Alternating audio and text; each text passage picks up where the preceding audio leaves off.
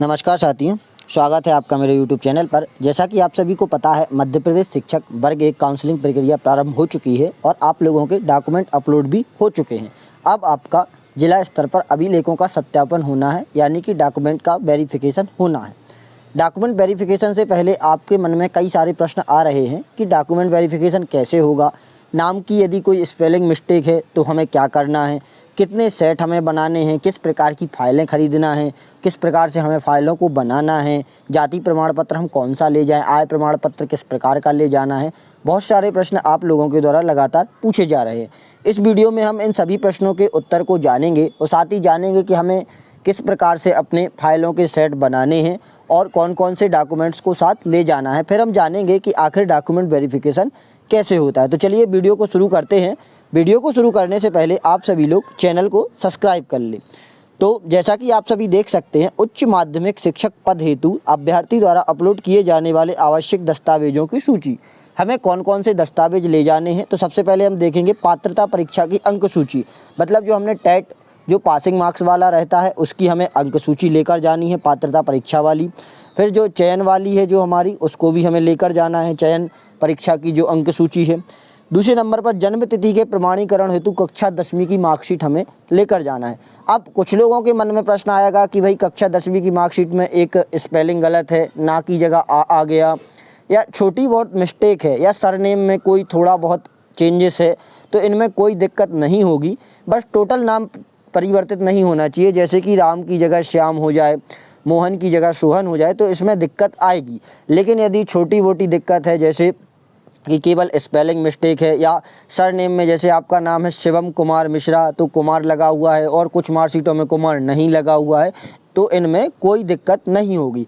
फिर भी यदि आपके मन में कोई डाउट आता है तो आप लोग एक एफिडेविट बनवा लें, जिससे आपको कोई दिक्कत नहीं हो। लेकिन मेरा भी जब वेरिफिकेशन हुआ था तो इतनी छोटी छोटी चीज़ों का ध्यान नहीं दिया जाता है।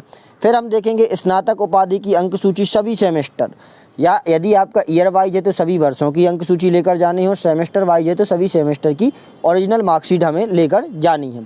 स्नातकोत्तर की उपाधि की अंक सूची सभी सेमेस्टर या सभी वर्षों की, ईयर वाइज है तो ईयर्स की, और सेमेस्टर वाइज है तो सभी सेमेस्टर की अंक सूची हमें लेकर जाना है। आरक्षण का लाभ प्राप्त करने वाले अभ्यर्थी, अनुसूचित जाति, जनजाति, अन्य पिछड़ा वर्ग, आर्थिक रूप से कमजोर वर्ग जो भी लागू हो से संबंधित जाति प्रमाण पत्र जो मध्य प्रदेश के सक्षम अधिकारी द्वारा वैध हो, नवीनतम डिजिटल प्रमाण पत्र हो लागू होने की दशा में। यदि आपके आरक्षण मिल रहा है ओबीसी, एससी, एसटी या ईडब्ल्यूएस, तो आपको इनका प्रमाण पत्र ले जाना है, जो कि नवीनतम ले जाना है। और डिजिटल वाला क्या होता है कि पहले जो जाति प्रमाण पत्र था एसडीएम कार्यालय से बनता था, जो कि डिजिटल नहीं रहता था। फिर उसके बाद डिजिटल बनने प्रारंभ हुए, तो हमें एक डिजिटल अपना जाति प्रमाण पत्र लेकर जाना है, और स्टेट वाला हमें जाति प्रमाण पत्र लेकर जाना है, सेंट्रलाइज्ड नहीं लेकर जाना है। क्योंकि अक्सर हो जाता है कि कुछ जातियाँ केंद्र की सूची में अलग आती हैं और राज्य की सूची में अलग कास्ट या अलग उसमें कैटेगरी में आ जाती हैं। तो हमें नवीनतम और डिजिटलाइज्ड वो जाति प्रमाण पत्र हमें लेकर जाना है। आगे हम देखेंगे मध्य प्रदेश का स्थायी निवासी प्रमाण पत्र। अब कुछ लोगों के मन में डाउट आ रहा है कि नया बनवाएं या पुराना ले जाए, तो मेरे हिसाब से 1 से 2 दिन का समय लगता है। आप इसको नया और डिजिटल बनवा लें, जिसमें आपकी फ़ोटो लगी रहेगी, आपका एड्रेस रहेगा और इसमें आपकी जानकारी दी रहेगी। उसके बाद हम देखें अतिथि शिक्षक अनुभव से संबंधित सक्षम अधिकारी द्वारा जारी प्रमाण पत्र। तो अतिथि का अनुभव प्रमाण पत्र जो कि सक्षम अधिकारी द्वारा जारी हो, ये हमें लेकर जाना है। और स्थायी दिव्यांगता भूतपूर्व सैनिक की स्थिति में सक्षम अधिकारी द्वारा जारी वैध नवीनतम डिजिटल प्रमाण पत्र हमें लेकर जाना है। बीएड की अंक सूची हमें लेकर जाना है, सभी सेमेस्टर और सभी वर्षों की, सभी सेमेस्टर और सभी वर्षों की हमें अंक सूची लेकर जाना है। आयु छूट संबंधी प्रमाण पत्र सक्षम अधिकारी द्वारा यदि लागू हो तो हमें लेकर जाना है। यदि आपको आयु छूट संबंधी कोई लाभ मिल रहा है तो उसको हमें सक्षम अधिकारी द्वारा जारी वैध प्रमाण पत्र के साथ हमें लेकर जाना है। मध्य प्रदेश का जीवित रोजगार पंजीयन जो कि लागू हो, वो हमें रोजगार पंजीयन लेकर जाना। जब आपने फॉर्म भरा होगा उस टाइम रोजगार पंजीयन होता है, तो उस रोजगार पंजीयन को हमें लेकर जाना है। उपनाम परिवर्तन की स्थिति में शपथ पत्र, नाम एवं उपनाम दोनों की परिवर्तन की स्थिति में राजपत्र में परिवर्तित नाम के प्रकाशन की प्रकृति लागू होने की दशा में। यदि आपके नाम उपनाम में कोई परिवर्तन है तो एक एफिडेविट शपथ पत्र हमें लेकर जाना है। अब हम आगे देखेंगे तो उच्च माध्यमिक शिक्षक पद हेतु अभ्यर्थियों द्वारा अपलोड किए गए दस्तावेजों के सत्यापन के समय निम्न अनुसार प्रपत्र के साथ, प्रपत्र मैं आपको बता दूंगा, प्रपत्र के साथ दस्तावेजों की 100 प्रमाणित फोटोकॉपी के 2 सेट फाइल तैयार करके ले जाएं। 100 प्रमाणित मतलब इसमें हमें अपने साइन कर देना है नीचे सब जगह, प्रत्येक डॉक्यूमेंट्स की फ़ोटोकॉपी पर और सभी सेटों की फ़ोटोकॉपी पर हमें अपने साइन कर देना है। और 2 सेट बनाने को हमसे कहा गया है, तो आप लोग एक एक्स्ट्रा बनाकर ले जाएं, 3 ले जाएं। क्या है, यदि हम डॉक्यूमेंट वेरिफिकेशन के लिए जा रहे हैं तो ऐसा डॉक्यूमेंट कम नहीं पड़ने चाहिए, जितने डॉक्यूमेंट हमें सभी लेकर जाना है, ताकि वहाँ पर यदि आपको कोई दिक्कत आए तो आप तुरंत समाधान कर सके। तो इसलिए हो सके तो 3 सेट बनवा लें। निर्धारित स्थल पर सत्यापनकर्ता अधिकारी द्वारा मूल दस्तावेजों से प्रमाणीकरण किया जाएगा, अर्थात समस्त मूल दस्तावेज साथ लेकर जाए। मूल मतलब ओरिजिनल दस्तावेज हमें साथ लेकर जाना है। इस प्रपत्र की बात करी जा रही है, जो उसमें बताया गया है कि इस प्रपत्र के साथ हमें ले जाना है, तो इस प्रपत्र की आप कॉपी निकाल लें। और इस प्रपत्र में ये भी दिया हुआ है कि सारी जानकारी भरने की मैंने एक वीडियो भी बनाई हुई है कि हमें इस प्रपत्र को किस प्रकार से भरना है, तो आप वो देख ले जाके, चैनल पर आपको मिल जाएगी कि हमें ये प्रपत्र कैसे भरना है। और हमें डॉक्यूमेंट को इसी प्रपत्र के क्रम में लगाना है कि जैसे टीईटी की अंक सूची, चयन सूची, श्रेणी वाला जो हमारा प्रमाण पत्र रहेगा, जाति प्रमाण पत्र, हाई स्कूल का, स्नातक, स्नातकोत्तर, ये सारी चीज़ें हमें इसमें लगानी है, इसी क्रम के अनुसार हमें लगानी है और ये प्रपत्र को भरना है। अब हम आगे देखेंगे, हमें फ़ाइल ख़रीदने को कहा गया है, तो हमें किस प्रकार की फ़ाइल ख़रीदना है। तो जब मेरा वेरिफिकेशन हुआ था तो मैंने इस प्रकार की फ़ाइल ख़रीदी हुई थी, आप लोग भी इस प्रकार की फ़ाइल को ख़रीद लें। इनमें क्या होता है, अंदर स्प्रिंग लगी रहती है और डॉक्यूमेंट अच्छे से पिंच रहते हैं। ऐसी फाइल ना खरीदे कि जो उठाने में या आसपास यहाँ वहाँ रखने में ही फट जाएं। थोड़ा मजबूत फाइल खरीदें, क्योंकि आपके ये डॉक्यूमेंट कई सालों तक आपके संरक्षित रहेंगे और इनकी जांच आगे कई वर्षों तक की जाएगी। 1 वर्ष भी लग सकता है। यहाँ से दूसरे विभागों में जाते हैं, सब जगह इनको भेजा जाता है। तो अच्छी क्वालिटी की ये 10 से 15 रुपये की एक फ़ाइल आ जाएगी, आप इसको ले लें।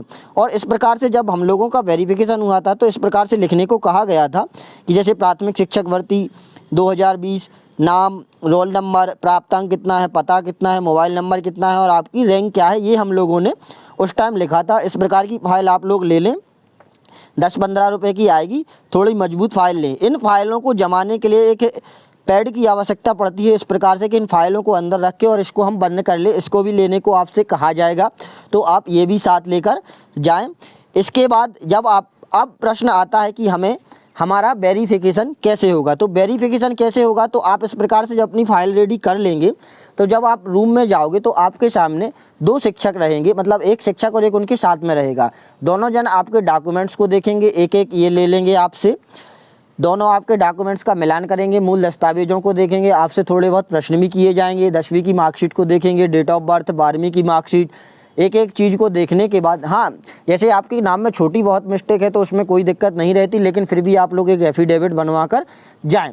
जन्म तिथि बिल्कुल सही होनी चाहिए। यदि जन्म तिथि आपकी गलत पाई जाती है, आप उम्र में थोड़े बहुत भी कम या ज़्यादा होते हैं तो आपको बाहर कर दिया जाएगा।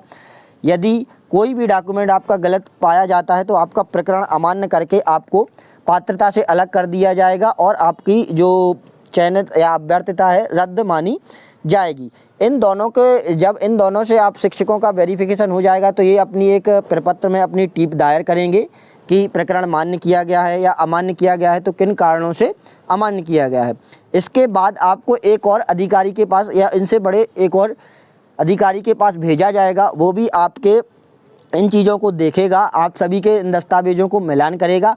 उनको मिलान करने के बाद वो अपनी टिप उसको दर्ज करेगा। उस टिप को वो एक फ़ाइल अपने पास रख लेगा और उन फाइलों में टिप दर्ज करके आपको देगा। फिर आपको इसके बाद यदि आपका सत्यापन जिला शिक्षा अधिकारी के कार्यालय में हो रहा है तो जिला शिक्षा अधिकारी के पास भेजा जाएगा। यदि आपका सत्यापन जॉइंट डायरेक्टर जेडी ऑफिस में हो रहा है तो आपको जेडी ऑफिस के ऑफिसर के पास भेजा जाएगा। वहाँ भेजा जाएगा तो वहाँ भी आपके दस्तावेजों का मिलान होगा, जो आपने कंप्यूटर में अपलोड किए हैं उनका मिलान जो आप वहाँ पर ले जाओगे उनके साथ किया जाएगा।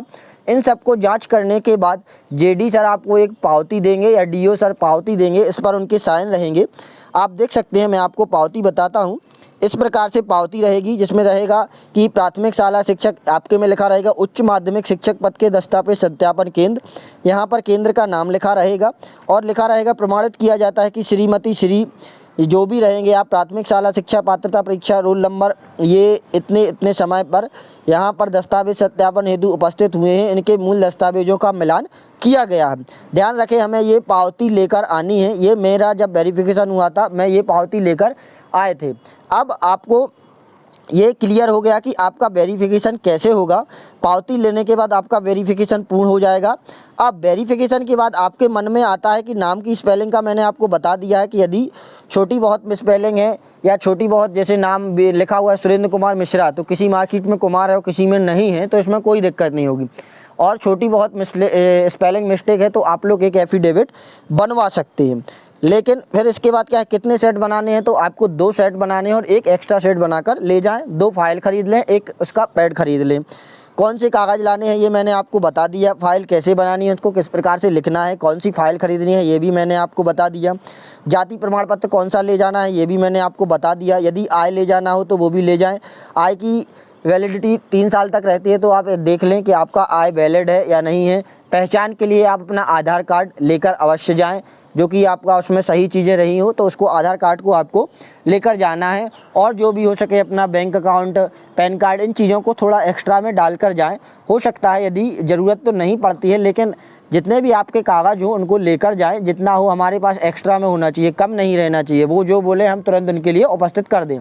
और इन सभी ओरिजिनल कागज़ों को भी आप ऐसे नहीं कि पन्नी में रख ले गए या खुला रख ले गए, आपके गुम सकते हैं। तो इनको एक अलग फ़ाइल ख़रीद लें, जो पोर्टफोलियो वाली फ़ाइलें आती हैं, जो मतलब पैक करने वाली रहती हैं, अंदर से लेमिनेशन टाइप वाली, तो उन फाइलों को ले जाएं। एक पेज में आपकी एक मार्कशीट को जमा लें। जैसे पहले इसी क्रम में जमा लें जिस क्रम में ये बताया गया है कि पात्रता परीक्षा की, फिर चयन परीक्षा की अंक सूची, फिर 10वीं 12वीं स्नातकोत्तर, इन सबको जमा लें कि जैसे ही आपसे अधिकारी मांगे आप तुरंत उनको ओरिजिनल चीज़ दिखा सको। इससे क्या होता है, थोड़ा इंप्रेशन सही रहता है। आशा करता हूँ आपको वीडियो पसंद आई होगी और जानकारी अच्छी लगी हो। जानकारी अच्छी लगी हो तो वीडियो को लाइक करें, चैनल को सब्सक्राइब करें और सभी दोस्तों के साथ शेयर करें जिनसे उनकी सहायता हो सके। आशा करता हूं आप सभी का डॉक्यूमेंट वेरिफिकेशन अच्छे से हो और आप सभी लोग जल्दी से शिक्षक बने। फिर आपसे विभाग में मुलाकात होगी। धन्यवाद।